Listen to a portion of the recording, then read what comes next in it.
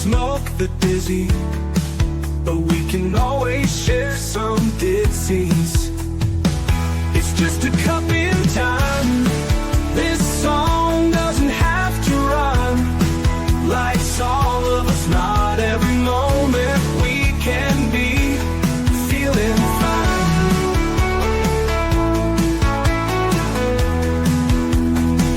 I wanna share a moment, just a second if you will, maybe even a cup of thrill.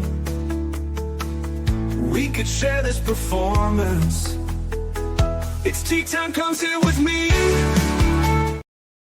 Well, welcome, guys. That's right. And Miss Liz is in the house. And tonight we have a golden heart tea time. That is right. And you know why it's a golden heart? Because we're going to be talking about memories and preserving pictures.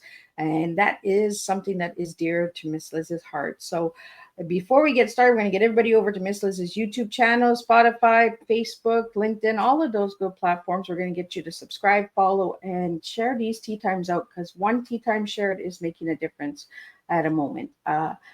So let's get the disclaimer out there, and let me get Krista Kowalczyk in here, and we are going to spill some amazing tea time tonight. I just blanked out for a second there. Let me get back over here. Miss Liz, click, back on.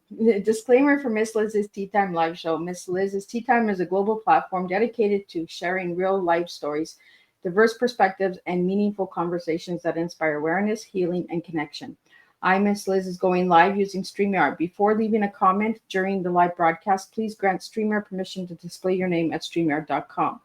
Please be advised that all the content brought forward during any Tea Time show is presented in good faith. However, discussions may include opinions, beliefs, and perspectives that do not necessarily represent the views of Miss Liz or the Tea Time platform. Information shared by the guests is based on their own experiences and perceived to be accurate at the given time of airing. All guests, viewers, and participants are responsible for using their own judgment when considering any action or decision that may relate to these discussions. Some episodes may cover sensitive topics, including but not limited to trauma, abuse, grief, mental health, and other emotionally triggering subjects. Listeners' and viewers' discretion is strongly advised. Tea Time with Miss Liz is an open discussion forum designed to offer insight, inspire awareness, and create connection. It is not a substitute for professional medical, legal, or therapeutical advice. If you require professional support, please seek assistance from qualified professionals or trusted resources in your area. If you have questions regarding this disclaimer or the content of this discussion, you are welcome to contact me directly at my email at bookingmissliz@gmail.com or visit my link tree at Miss Liz's Tea Time. By choosing to participate in, comment on, or view these live shows, you acknowledge and accept this disclaimer. Your participation is entirely voluntary. I myself, Miss Liz, is welcoming you to join the conversation with an open heart, and at any time you feel this platform is not right for you, I respect those wishes and decision and welcome you back whenever you are ready.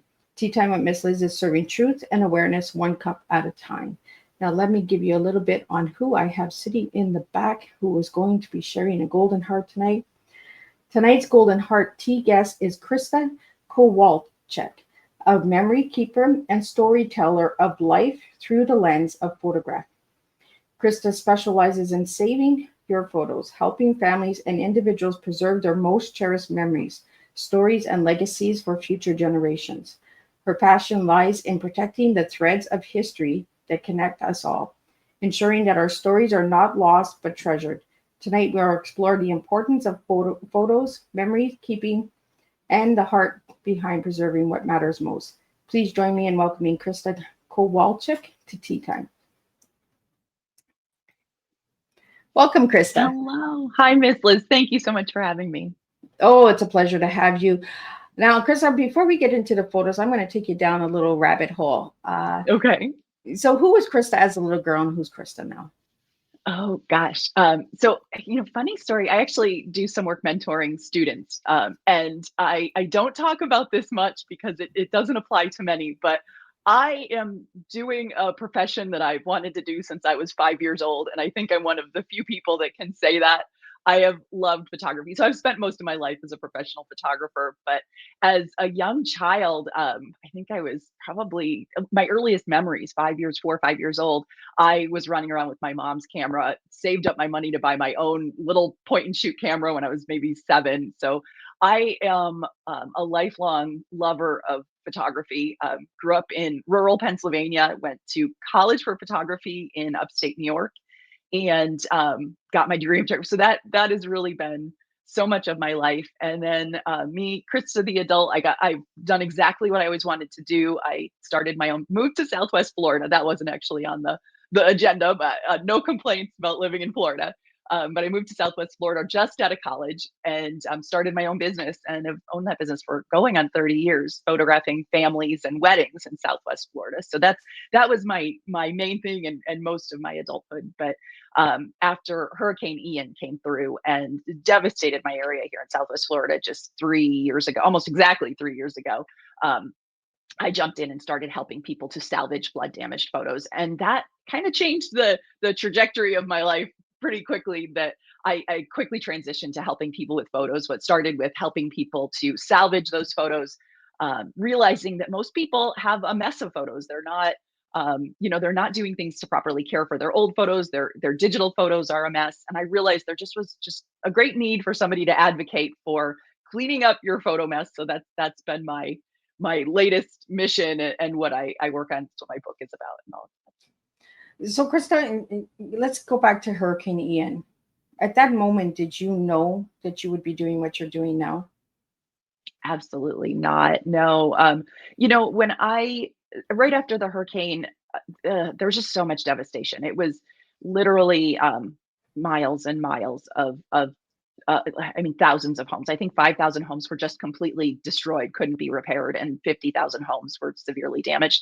I immediately after the storm, we had damage to our home, but it was still livable, luckily.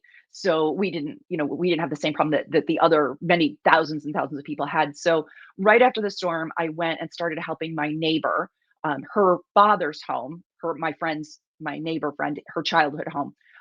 That house had over 10 feet of water come through it, and I mean, everything was ruined. Her father was in his late 80s, had lived in this house for 60 years. So you can only imagine how many memories and things were all stored in that home.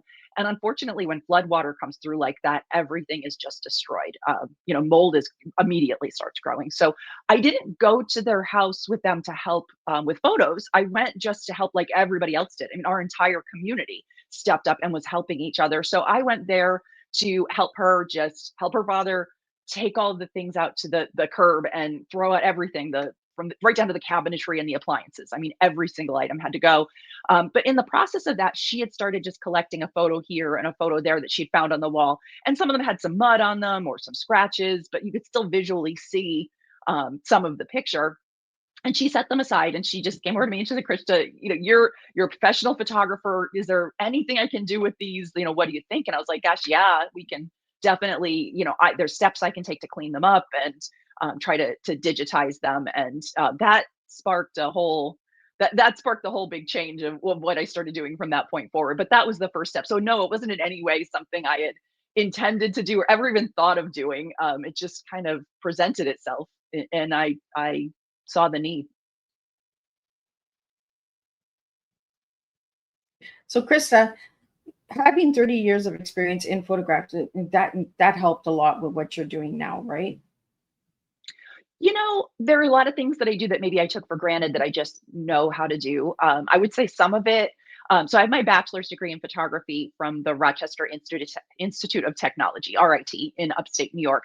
And it's an amazing school, but a very technical school with a lot of tech classes. So a lot of the classes I took in photography back in the 90s were like the chemistry of photography, what they're made of, so I knew a lot about a print photograph. You give me a photo from the 1980s, I can tell you how it was created because that was all ingrained in my mind. And at that time, I thought this is the most useful knowledge. I will never use any of this information because I had known I wanted to go out and take pictures of families and weddings, that I wasn't going to be a chemist working in a lab at Kodak. So I took these classes begrudgingly, but I realized I'm like, well, I know all about what these photos are made of, what you can do to clean them, what you can, so a lot of it came back. I was pulling out some information, just way old stuff I learned in college.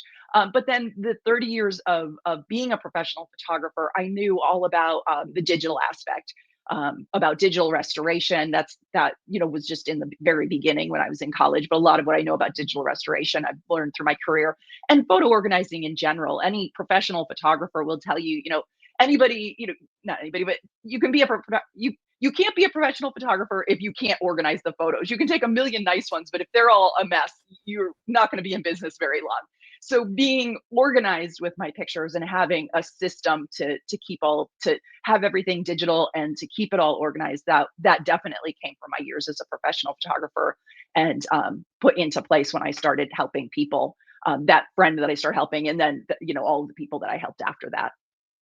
Well, and that's one thing that we don't talk about, right? As a chemist of photography, right? We talk about Yeah. taking a picture, putting it in a photo album, and looking and putting it on walls and frames and that, but we don't talk about how it is It's developed. a pretty miraculous science. It really it is quite it's a tech field and a miraculous thing. I think people forget about that aspect of it for sure.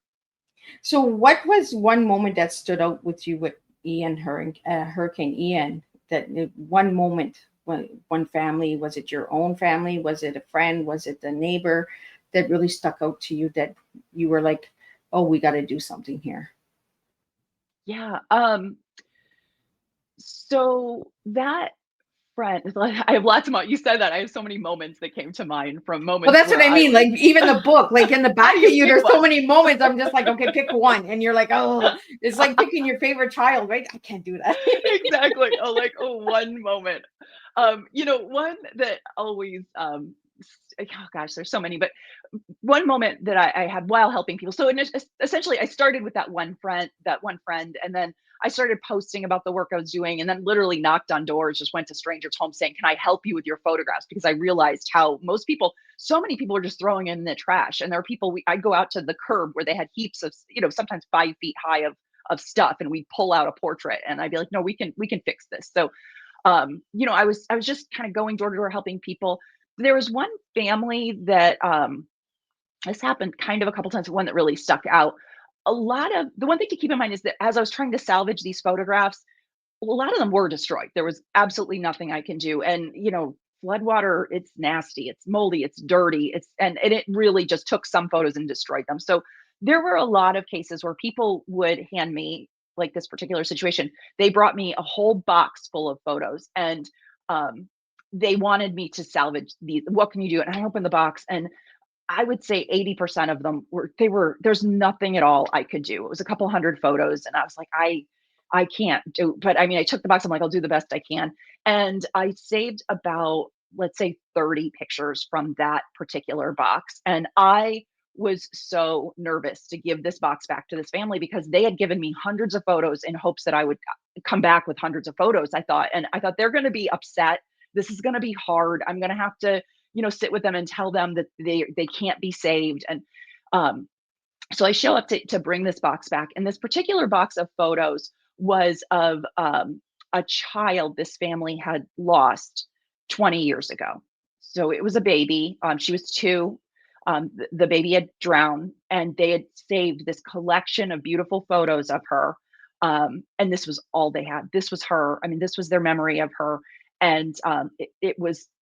I just worked so hard. So I bring them back this 20%, the 30 pictures that I had saved, and I took a deep breath and I said, okay, this is what we were able to save. And they were so happy. They were so thankful and happy that I was able to save them. So it wasn't like I expected that they were going to be upset or angry or disappointed. They'd already prepared themselves that they were all destroyed, and there was nothing that could be done. So the fact that I was able to hand them back 30 photos, that I was able to wash the mud off and digitally restore and fix them to look nice again, they were so thankful. And that really fueled me to, I think, keep going and to want to help more people, when I realized that the people that had lived through this storm and lost so much were so just desperate for one little thing to be saved to say that's going to be okay, because nothing was okay. So I realized that I had a mission at that point to just try to help as many people as I could to save that, just save one little thing for them. So I would say that sticks with me, mostly just because I think it fueled the project for me to keep going, because it was a lot of sadness, and it was hard for sure. Well, you gave that little 1 inch of hope, right? Even if you brought back one picture, you were able to bring back that hope, during that storm. And that's what I love about the name of your book. I'm going to bring your book up so you can share a little bit about your book, and then we'll get Yeah. back into some of these questions. But I really want to get your book out there so people can kind of get an idea of how bad and how much you did save during this time. So if you just want to share a little bit, Krista, about Yeah, what the book looks like for the audio listeners, and for that kind of sure. explain the cover and how you came about Yeah. doing the book. So the book is called Beyond the Storm, and the cover is just kind of my vision of kind of a storm clouds and this mess of photos everywhere, and this is kind of this just makes me think of the the experience itself, the hurricane, the months afterwards. So the cover is just that vision of that, but the book, I can share a little bit about the book if you'd like. It's a so the book is half memoir and half a guide, a tutorial, I guess I'd say. And it started because during this time after the hurricane, it was like no other experience I had been through. There was just so much devastation everywhere, and everything was just gone. It was amazing to me how much could be completely lost. And so it was a hard time, and just to almost help me, I started jotting down notes and my feelings about that. So it sort of started as a little bit of a journal, but then I realized as I was helping people, and this continued on, that most of the situations that I was encountering, most of the homes I'd go into and the people I was talking to that lost photos, like that family, it really could have been prevented if they had done a few steps ahead of time, a few preventative measures. And I realized, talking to people one after another, that most people had no idea, or it just had never occurred to them that they could or should do anything with their old photos. But at the same time, they were telling me over and over and over again, it was the hardest loss. It was the most difficult thing they had to face after the storm. And we're talking about people that lost everything, their couch, their refrigerator, it's all sitting on the curb. And this one item, this one group of things was the most hurtful or difficult loss. And I thought, maybe I need to share this story as an inspiration so that other people can see the reality. Both twofold I wanted to do. I wanted to share the reality of what it's like to live through a storm, the reality of what it's like to lost everything and how that looked and how that felt. But then how easy it could be for anyone sitting here, anybody listening to us here right now. It's not hard to just take a couple preventative measures, a couple preventative steps to make sure your photos are safe, so that if a disaster were to happen, that it would be that one thing that would still be okay. So So, that's the Chris, whole story. Yeah. so Krista, how did you get the title of the book?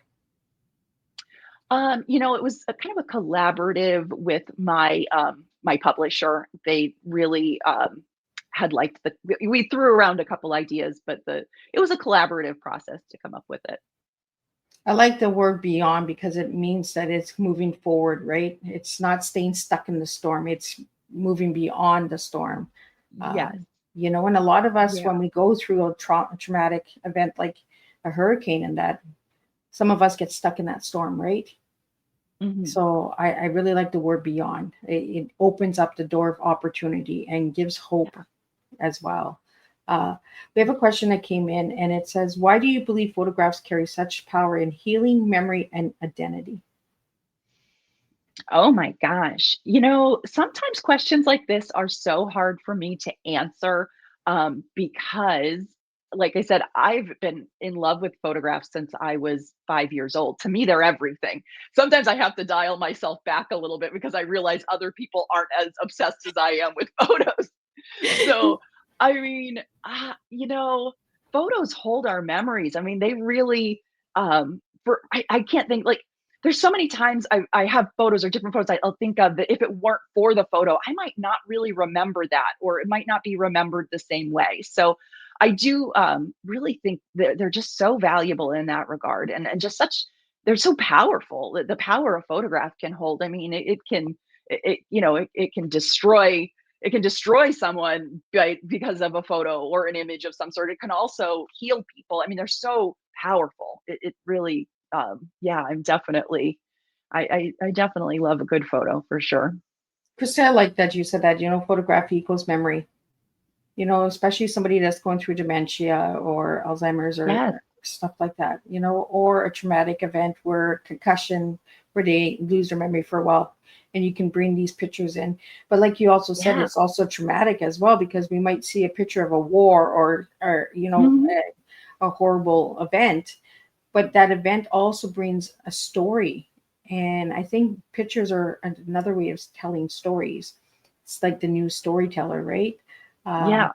Who was in that Yeah. picture? Where, how was the weather? Was the sun shining? Was the moon up? Like, like Yeah. there's so much you can talk about the picture. Um, Oh, for what sure. what's one picture that you've taken in your 30 years that really was like, wow, that's a photo that I'll remember forever? Okay, that is such a hard question. I've literally taken millions of pictures. I've had the opportunity to work with some kind of celebrity type people and be in some pretty fancy events. And gosh, I volunteered at some, but I don't know if there is one single photo that I would say is the my favorite picture. I fall in love with all of them. I have this, they really connect me when I'm photographing. For instance, if I'm photographing a wedding, I love those. They're as much my pictures as they are the clients. Like, I love those pictures. I love that connection. And I have just different pictures. I think of it. They make me, I love them, not because I think that they're technically the best photo, but because they bring me back to that special day with that wedding that I photographed. And I loved how that couple was so in love on the beach, and I captured that moment at sunset. And sometimes I think it's even more about my feelings for that couple and my feelings for that day and how much I loved being there than it was the perfect sunset. But to me, I don't know. So yeah, I don't Right, have a they're all single one. perfect. It's like she's They're a all great. photographer, guys. Like, it's like I told you before we went live, right? I just took 56,000 pictures off of my phone, and my kids are like, "Mom, you're crazy." But you know what? I'd like to take a picture of the oddest thing, like a caterpillar or a flower, like just a moment, right? Just to take Me that too. pause. Yeah. That that 5 seconds or 2 seconds that it takes to Yeah. take that picture, right? Oh, That absolutely. Yeah. I take a ton with my phone. I probably take more with my phone than I do my professional equipment anymore. But I do. I feel like, especially as I'm getting older, I think about wanting to preserve the most random thing, and it will be like just a little morning. I'll walk out in the morning really early into my back patio, and there'll be a little bit of a mist or a fog in the air, and I'll just take a picture of my back patio. I probably have 500 pictures of my back patio at different times of the day, but I want to keep that forever, just that morning. And it's something so simple as walking out on my patio to have my coffee in the morning. I want to save that. So I do take a lot of photos of just where I was, and sometimes it's not even because it was a photographically great image or it was just that moment artistic. that you needed, It was, right? yeah, I just wanted to keep it. Yeah. It was like a pause button, right? We don't have a pause Yes. button that we just that's a perfect Yes. moment. That's peace. That's quiet, Abs- yes. like even a cup with the steam coming up, like, it's Oh, just that moment yeah. that you want to Yeah. preserve. Yes. Yeah, absolutely. Which goes into the question that we had that came in is many people take pictures, but they don't think about protecting them. What's the biggest mistake people make when it comes to safeguarding their photos? Um, Biggest mistake, um, well, doing nothing is probably the biggest mistake. I would say most people, they aren't even, like you said, you took, your 50,000 photos off your phone. I think a lot of people aren't even doing that. They're trusting that they're just in one cloud service and that's fine. And not thinking about their photos at all. So I would say that would be the single, just not giving it any thought, and assuming they're just going to be fine. I think people are generally, I would say 90% of the people I speak with are taking big risks with their photos right now, whether it's their phone pictures or their old print photos, their parents' wedding photos, grandparents' photos. I think that people are being a lot more risky than they realize they are. And I am, since that hurricane and helping people, and I've kind of got an audience on social media, and I've been on different news channels and stuff. I have people now reaching out to me all the time with photos that have been destroyed, but it's not always, actually it's not very often because of a natural disaster. It's actually just because they were left in the garage, or they got a little moisture on them, they didn't know, they pulled out the old wedding album and they're all destroyed. I mean, that I hear that all the time. So I think leaving your photos in a closet and assuming they're fine, or leaving them on your phone and never doing anything and assuming they're fine, I mean, I think that's the biggest mistake that people are making. So how can we preserve our pictures? So I look at it like two projects. It is two things. It's your digital photos, the photos on your phone, your most recent pictures, and then it's those print photos. And they're two different projects that you kind of have to handle maybe simultaneously, or just look at them as two different things. Starting with the print photos, this one, it's really not that hard to get a digital copy of all of those photos.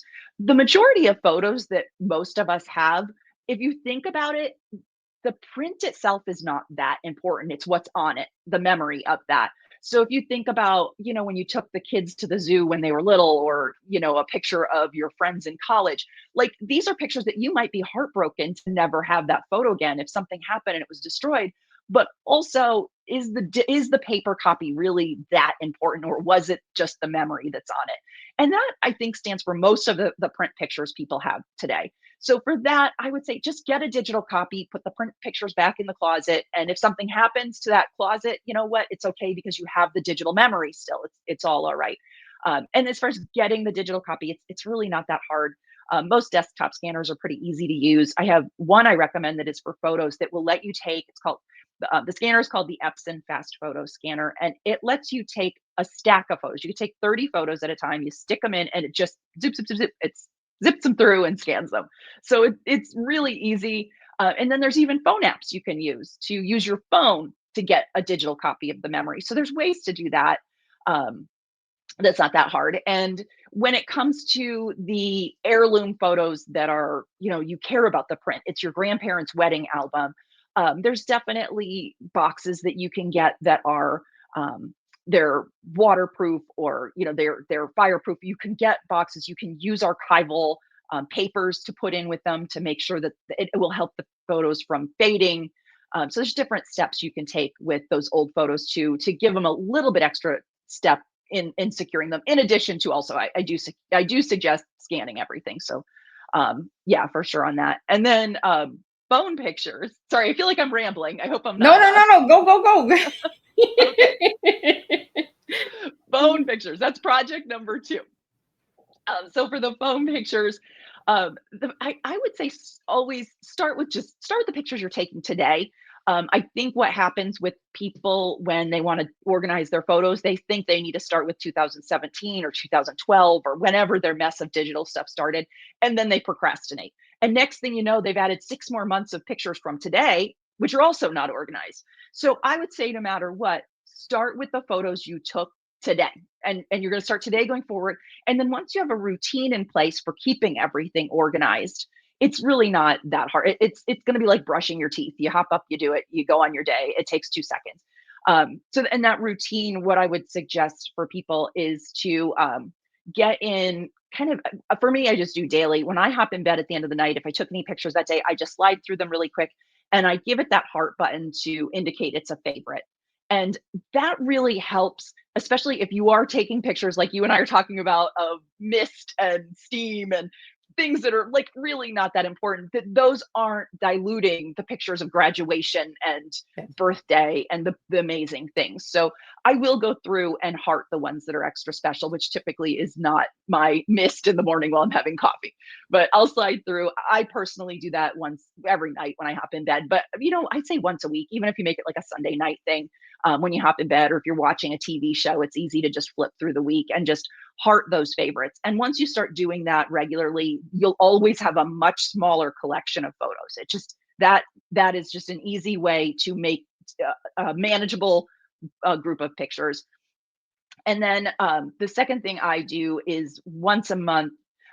Second thing I would say is having a cloud service outside of iCloud, something like I use Amazon Photos, which is free if you have Amazon Prime. So it's just an easy way, and it automatically backs up all of my photos. So I have that safe copy as well. Um, Personally, I never even look at them there. They're only going there for me as a CNET in case of an emergency. But I suggest everybody does it. Anybody who has Amazon Prime, there's no reason not to. It's free, it's easy, and they are backed up. So you know they're safe then. And then the next thing I do is once a month, I take all of my photos and I do like you were saying, and I get them all, take them all off my phone or back them up. And I just save them all to an external hard drive. And I would suggest for anybody, even if you don't do it once a month, like for you, you took all 50,000, is to keep it manageable. Yeah, that's not once a month. That's a couple of years. That's a couple of years. Yeah. So what I would do, like for you, at least I would divide them into year. I would make folders for you while it's still easy right now. I would make folders for each year. Personally, I have a year folder, and then inside of each year folder is a month. So I have 12 folders inside of that folder with each month because I'm doing it once a month. So they're all organized by month. So almost like a year, right? Yeah. Yeah. So, but yeah. And so the neat thing, like with those years of photos you downloaded, you can put them all in folders per year. So you've got, 2024, 23, 22. But then after you start digitizing the pictures from 1995 and you're going to put them all together. So it's going to be your whole life, your grandparents' life, everybody, and folders by years. And every year could be represented if you have photos going back all of those years. So it's just a nice way to keep all of your stuff organized in one place. Krista, we have a question that came in while you were sharing. Yeah. Once we get them digital, where do we store them? So like if a storm did come, the digital USBs and all that, where would we store them? Should we have a safety box for them? Like, is there should we make copies of these USBs? So I have a desktop external hard drive. That's where I keep mine, which is sitting on my desk all the time. All of this is also being backed up, backing up to the cloud too. So that is in case of an emergency. If I was, if something happened, it would also be backed up to a cloud. If I were to have to evacuate, that would be one of the first things I'd grab and take with me was this external hard drive. I actually also suggest, so I'm using mine every day. I use it all the time. I'm constantly adding things to it and I use a lot of my photos for even my old photos for social media and stuff. So I'm constantly using mine. But if it's something where you're just using once a month, pulling out to store your photos on and not touching it again for the month, I would put that as well into, your safe box, which would be like a fireproof or waterproof box. So like if anything did happen, then you just grab that box and you go, right? Ideally, yeah, you grab the box. I suggest doing the fireproof, waterproof box with the thought that this is the box that you're going to take when you go. But what if you can't go, or you aren't, what if the box has to stay? It's prepared to weather the storm if it needs to. So that's the kind of the idea. So how do photos keep legacies alive? Oh my gosh. I think we are still in the infancy of how photos are going to keep legacies alive. I would love to be a fly on the wall 150 years from now. Right? And see, wouldn't it be crazy to see? I want to hear the tea stories that are going to be talked Yes. about. Like, yeah. I mean, I mean, they definitely do. Even for me, I only have a few photos of my grandparents. I mean, literally like 6 maybe of my grandparents on my Polish side. And I've learned so much about them because of those 6 photos. And it's just going to be amazing what the photo collections that our lives will have, what that's going to say to our great grandchildren and so on. I do think a really important part of that, though, is that we have to be thinking like that a little bit now, because if we keep all of those photos of the steam on our tea and the mist in the backyard, if we keep all of that together with our legacy, it's all going in the trash. Like, I just think it is. So we have to look at it from that perspective and create, folders on our computers or a separate hard drive or something that is like, this is the story of Grandma, Smith. And this is it. And here's Grandma Smith in 20 pictures, and here's my life, and here's your childhood, and doing those. So I think we have to be a little more proactive if we do want our legacy to live on through photos. And how do you feel about getting pictures onto like Ancestry or Heritage or stuff like that as I well? love that. Yeah, I love what those sites are doing, and, Ancestry has some new tools. I haven't played around with it too much, but it can help you find relatives. It's really neat. So, um, or if you have a photo and you don't know who's in it, you could put it in and it can try to connect it to someone else, and you can see and be like, "Oh, well, this is somebody from my tree," and, like, maybe a third cousin has posted another similar photo, and it will connect them. So it's doing amazing things already. I'm really excited to see where that technology is going, but they're really on the forefront of that. So I do love that. Well, that kind of goes into the question is where do you see the vision of photographing going in the future? Um, you know, AI is doing some crazy things, and I don't know, I have mixed feelings on it, I guess. I do I too. have a love-hate. I you know, I It's like that ex-husband that you can't get rid of, right? oh, I know. You know what I keep telling everybody? People come at me a few because I do a lot with ChatGPT and I do a lot of AI stuff. I Yeah. create some AI graphics and stuff. And I had one person in particular that had said, I don't agree with AI. I don't think that I don't think it's doing great for our world and blah blah blah. And I was like, well, here's the deal. If I was invited to the meeting to decide if ChatGPT should exist, I probably would be like, no, but I didn't get invited to that meeting. So here we are with it, and I have no choice but to either embrace it or sit there like all stubborn. And I'm like, I'm going to embrace it because I think it is, it's what we've got and we have to work with it. But yeah, I think that is going to really change imagery and photography. Yeah, I really think it's going to be an interesting time because already sometimes I have to, question, is that a real picture? Is that AI? I mean, you can't trust anything on social media anymore at all. So now I'm like, is anything, what's real, what's not? And so I Right? don't know. It's Is almost, that really my grandma or is that not my grandma? Like, yeah, exactly, grandma, boy, exactly. did you look good when you were 20? AI. Yeah, yes, exactly. Yeah, who knows? But yeah, it'll be interesting. I'm glad I'm here to watch this evolution. I think it's going to be an interesting one. What AI does with photography for sure. We had a question about AI that just came in, Krista. Do you feel that the AI develops like an old, shady grain photograph from the 40s and 50s? Does it develop? I'm not sure I understand the question completely. Yeah, I'm not Um, sure. I think it's because it's grainy, right? Some of the AI images that are created through ChatGPT are grainy, so maybe old um, ways I've of noticed, development.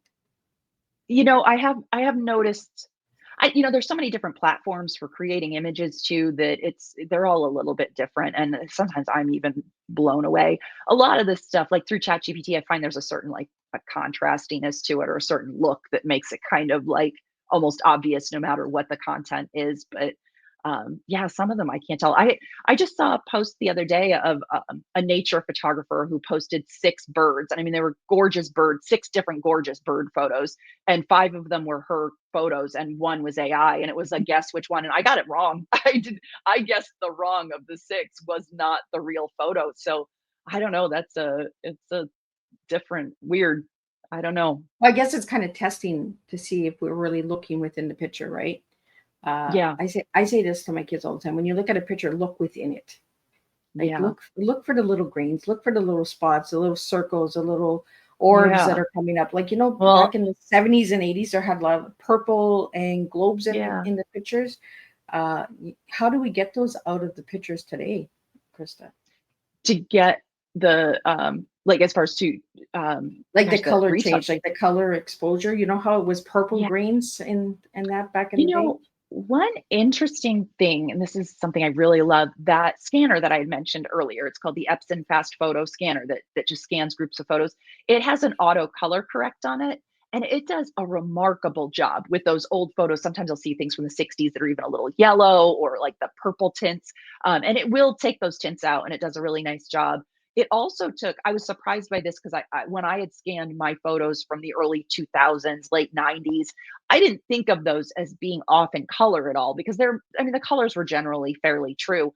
But when I ran them through that scanner, a good portion of the time I would look at the photos after and it really like brought out a little more contrast, a little more vibrance, and did correct the color shift a little bit. So that scanner is just an amazing tool, but there's so many other apps out and different things now, that color correcting or even digitally removing a spot from the background it's anybody can do it. At this point, it's an easy technology.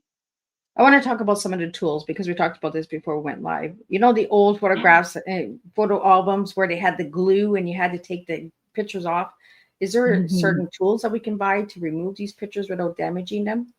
Yeah, absolutely. So first I always tell people get them out of those albums right away because that glue is shifting the colors on them, and Oh, it eventually is going to destroy the photo. So it is important that you do take them out of those albums. That old glue is not it's really not good for photos. And I definitely suggest in general, if somebody's using a photo album or you're going to put them in a new photo album, to avoid those adhesive backed style albums in general. I don't think they're the best choice. But so yeah, to answer your question, I would definitely get those photos out of those albums sooner than later. Get that digital copy of them, and there's a few tools that make that easy. I have a few YouTube videos about it and stuff too on my YouTube channel that walk through the process. But tools that I found work the best. There's a, a spatula knife almost like thing. a knife, right? Like Yeah, it's like a knife. It's called Scotty's peeler, I think, but it's a really inexpensive Amazon gadget. But this little, it's like a razor, like a spatula-shaped razor, just does a remarkable job of separating the photo from a page. So if they're stuck, it just goes right under there. If they are still not coming apart, if it's just ripping apart the page, if it's glued that tough, there is a chemical. It's a gooby gone kind of chemical that's safe on photos that I'm spacing the name of it right now. But yes, there's a great chemical. I try not to use it. Obviously, a chemical, you don't want to put a chemical on your photo, but it's never damaged a photo. Everything I've used it on is still fine today. But there is a chemical solution. I have that tool, which I'm spacing the name on, and the razor and all of my tools. I have a free photo resource guide that is listed on my website, and it's 70, I think over 70 now, tools of things I've just tested and tried, and things from my years in photography that I just know work really well, and things that just are things I've tested out over the past couple of years. So I just added everything from the highest quality picture frames you can buy on Amazon, the best photo lab you can get a print from, and tools that you can use to get pictures out of an adhesive back album. So I've added all of that to the free photo resource guide. I want to get into some of the shows that you've been on because you've been on some incredible shows. When I got your bio, I was like, wow. You've been on the Kelly Clarkson Show, World News, Good Morning America, and the World News Tonight, I think it's called. Yeah, with David So Muir. how did Yeah. how did it feel to be recognized by these big Oh, shows? isn't it funny how you get publicity like that when you don't want it? I was not looking for publicity. And like I said, it was just coming out. I mean, this is just, a week after the hurricane, I was getting contacted by these different places. And yeah, it was a whirlwind for sure. But yeah, it was an interesting experience. So they found me, a friend of mine had shared on, he's a big account, a social media account, a lot of followers. And he had shared that, hey, my friend Krista is doing this work to help people photos. If you have any, reach out. So Good Morning America had seen it and asked to interview me and do it was just like an online interview. So that was the first one. Of course, you don't say no to Good Morning America. That was pretty exciting. But then what never even occurred to me is everyone's watching Good Morning America. So from there, it just snowballed. It was the World News Tonight with Dave Muir, the Weather Channel, Fox Weather, NBCLX, and then the last of kind of maybe 4 months later. So this kind of just kept going. It was like once a week, somebody new would reach out and be like, "Can I do an interview?" And it kept going on. And then the Kelly Clarkson Show, they actually flew me to Los Angeles and did a live interview or no, it was live, but it was a taped interview with the studio audience there. So that was quite an experience. So yeah, it was interesting. It was, yeah. It's I don't. surreal, right? Like It is. It's a it's little. you're like, was I really there? Was it a dream? Did it really happen? Like Yeah. Yeah, no, I mean, I got to meet some cool people, and like I love the producers for ABC World News Tonight and David Muir show. They're good people, like really good people, and I mean, the stuff, what a stressful job. The first time so they interviewed me twice, actually. The first interview they did, they reached out at 10 a.m. and said, we want to feature you on the news tonight. We're going to need you to do bits like we need you to go record yourself with people doing this. I need this recorded. I want you to go to 3 different people, do this, and then we'll put it all together and have it live on the show tonight. And I was like, oh my gosh, well, where I live in Southwest Florida, you don't just, everything is a drive. Like nothing is, so it's like 30 minutes this way, 30 minutes that way. And at 10 a.m., I was still in my jammy pants. I was like, well, okay, I have to pull myself together. And so it was like kind of crazy. And they wanted it by, I think it was like 3 o'clock. So I quick pulled myself together, quick reached out to a few people I'd helped. Actually, I think I ended up reaching out to like 20 people that I'd worked with. Because I'm like, hey, are you available right now? I need you now. Footage now. So I mean, I just kept one after another. And I remember at the time I would talk to these people that I'd helped, and then they wanted to have a whole conversation because I'd call them and they were like, no, sorry, I have a dentist appointment, but I did want to tell you, thank you so much. I told my sister about you. I'm like, can't talk, gotta go. Like, yeah, so I felt bad. I think I had to make a couple apology calls the next day, like, sorry about that. But yeah, so I did it. I got my photography assistant helped me out, and the two of us hopped in the car, drove all over Fort Myers, got some footage at different places, got it to them, and they had it on the news at 6 o'clock, and did a whole piece where David Muir introduced me and talked about and used the footage to do a whole thing. So that was neat. But I really did.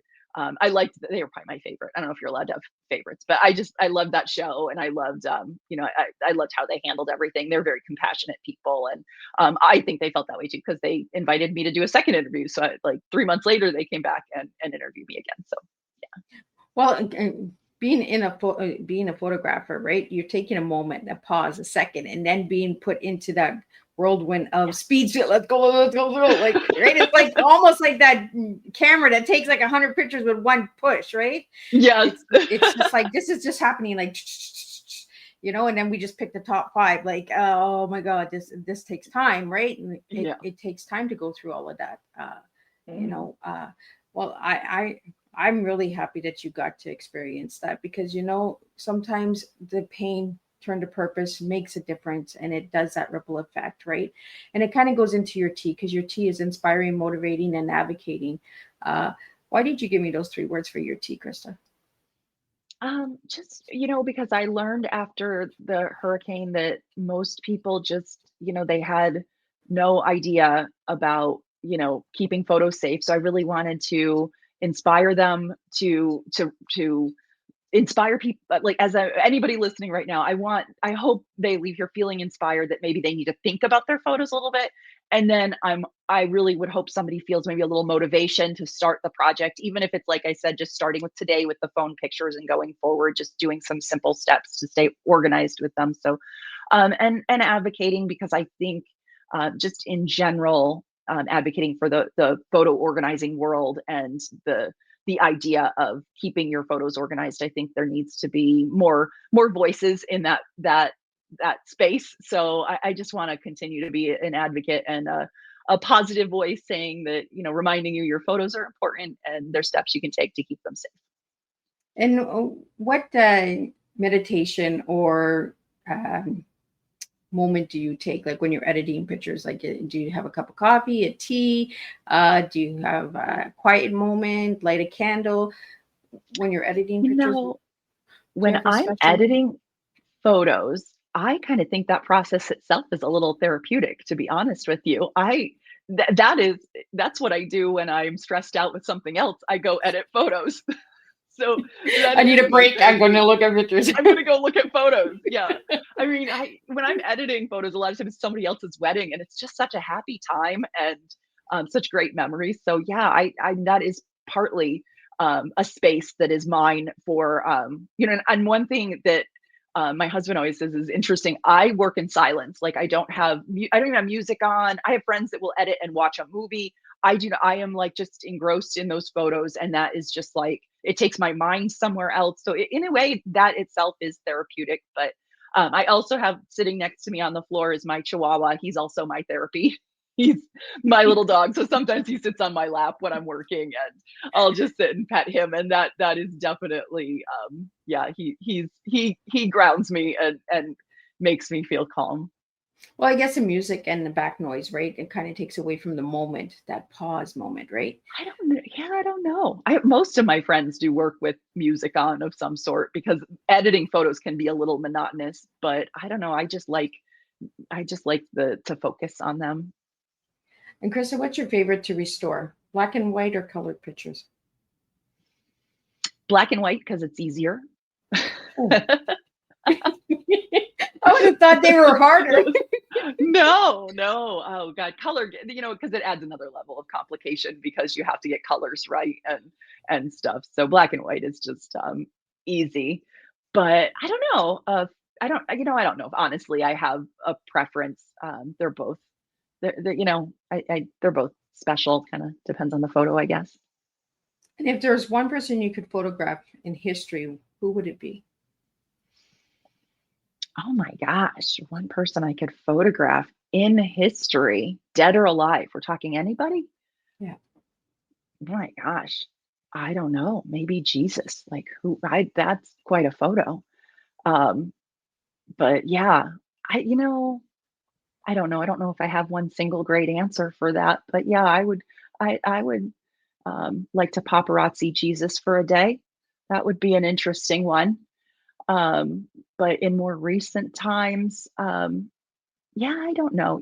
One thing it's always been, if I had like a dream job, like a single dream job, it would be to be the so every president has a photographer that's there. I would love to be the photographer for the president and any president. I wouldn't, although, I have my political beliefs. I would not discriminate. I'd happily work for the other party. I just love the idea. I love capturing moments as they're happening. And I think what a powerful time that is and I see, you see those photos of presidents with their children or with their pet or in emotional moments. And I think, wow, like those are powerful, powerful images. So yeah, that's my dream job there.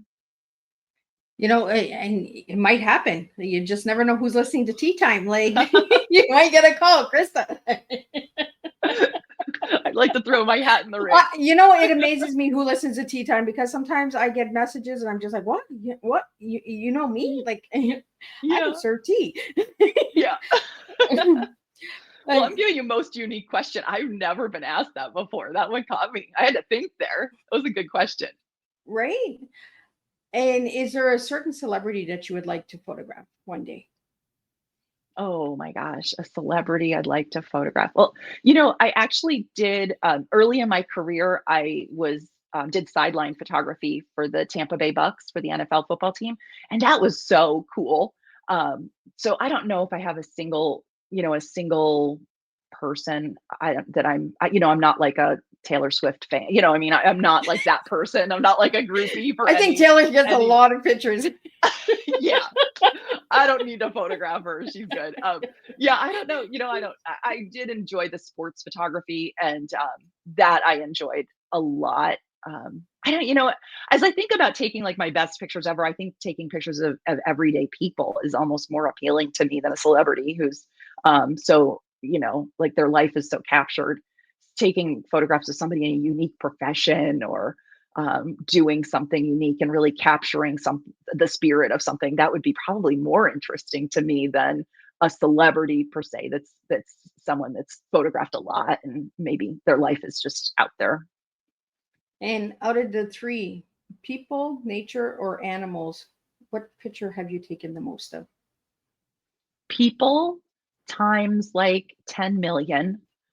Second would be animals, and third is nature. I always joke when if I see a rainbow or the perfect sunset, I'm like, oh, I wish I had a bride and groom, or oh, I wish I had a family. Like I gotta put people there. I need people in front of it. Yeah. So I mean, some of those beautiful scenery I've seen, the first thing I want to do is capture somebody in that. And that's just, yeah, 100% people are my favorite thing to photograph for sure.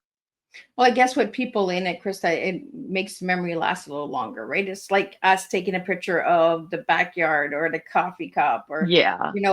we stick a person in there, and then the person's like, oh, that person's there. Yeah. It's not that picture that the kid will just throw away, like, oh, it's just a coffee cup. What was mom doing? Like, A very good point. Yes. And that's the first ones I suggest. I work with a lot of people who've inherited photos, and I do suggest, like, let's start by throwing out all the coffee cup photos. Like, let's put them in the trash. Oh boy, there goes half my pictures. Just bury me with the pictures. Have you? I love that.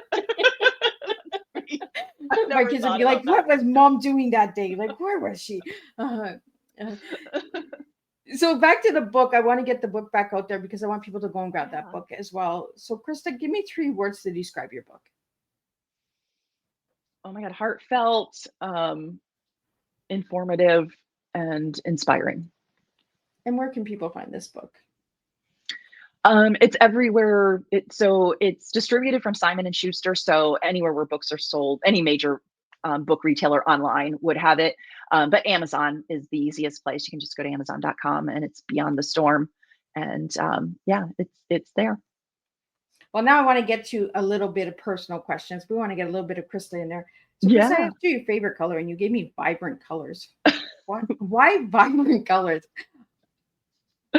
Oh, I love positive energy. I love enthusiasm. And if you put that into a color, it's just all vibrant colors. So yeah, I couldn't think of it. I feel like I am the most indecisive person today, but yeah, I don't have a straightforward answer for anything.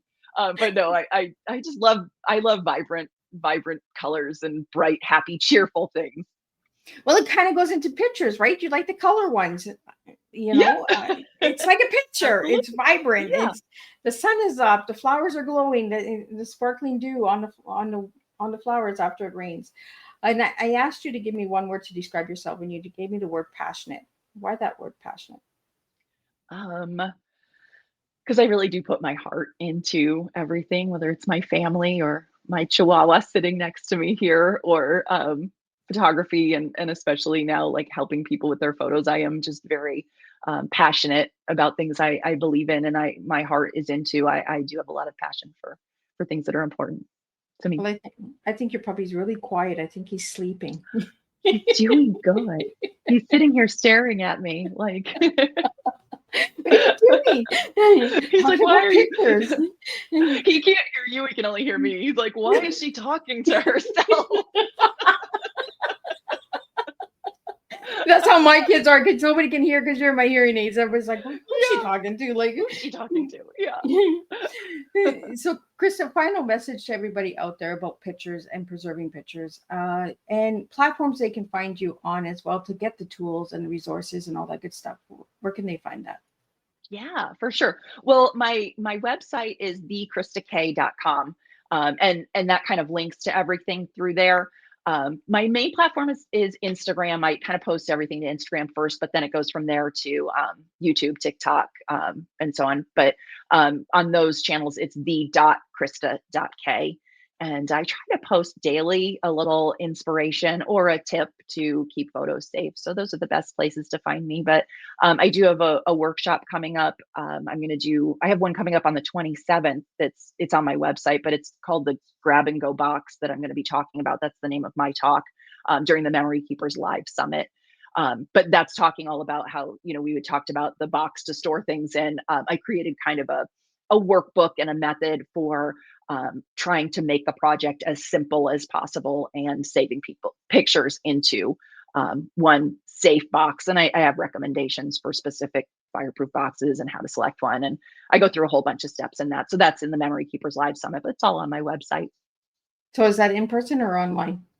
That's all online. Yeah, it's with the Photo Managers. They're a national organization, really the leading international organization. They're the leading organization for photo organizing, and really they have all of the cutting edge everything. So if anything, it comes out, they're the ones that are kind of leading the charge for making photo organizing a more common everyday thing, a topic we're all talking about. But so they've organized this Memory Keepers Live Summit, and there's a neat lineup of speakers. The first speaker is Matt Paxton, who's from the TV show Hoarders. He also has a couple other TV shows and things going on. So he's the first speaker. I'm the second speaker.